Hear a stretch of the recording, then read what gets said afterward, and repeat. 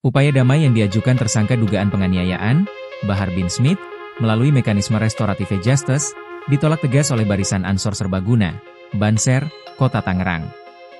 Penolakan ini muncul setelah kuasa hukum Bahar menyatakan kliennya telah mengajukan permohonan agar tidak ditahan dan membuka ruang perdamaian dengan korban. Keputusan polisi yang membebaskan Bahar dari penahanan pasca pemeriksaan sebagai tersangka pun memicu reaksi keras dari Banser. Usai pemeriksaan, pihaknya mengajukan permohonan agar Bahar tidak ditahan. Permohonan tersebut dikabulkan polisi dengan syarat keluarga Bahar menjadi penjamin. Memiliki jabatan sebagai ustaz jadi alasan polisi membebaskan Habib Bahar bin Smith usai diperiksa sebagai tersangka Rabu, 11 Februari 2026.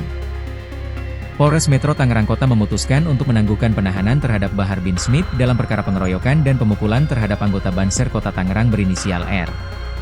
Dengan keputusan itu, pria yang dikenal Habib Bahar tersebut diperbolehkan pulang pada Rabu, 11 Februari 2026, malam. Kuasa hukum Bahar, Ikhwan Tuan Kota pun membeberkan alasan polisi memberikan penangguhan penahanan terhadap Habib Bahar.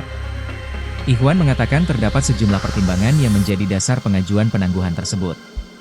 Selain karena Bahar dinilai sebagai tulang punggung keluarga, Habib Bahar juga berprofesi sebagai ustaz sehingga memiliki tanggung jawab sebagai pengajar bagi para santrinya.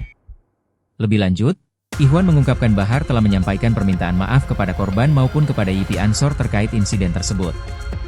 Ikhwan menambahkan pihaknya juga membuka peluang penyelesaian perkara melalui mekanisme restoratif justice dan berencana menjalin komunikasi lebih lanjut dengan korban. Namun, Banser Kota Tangerang menolak keras permintaan damai yang diajukan tersangka.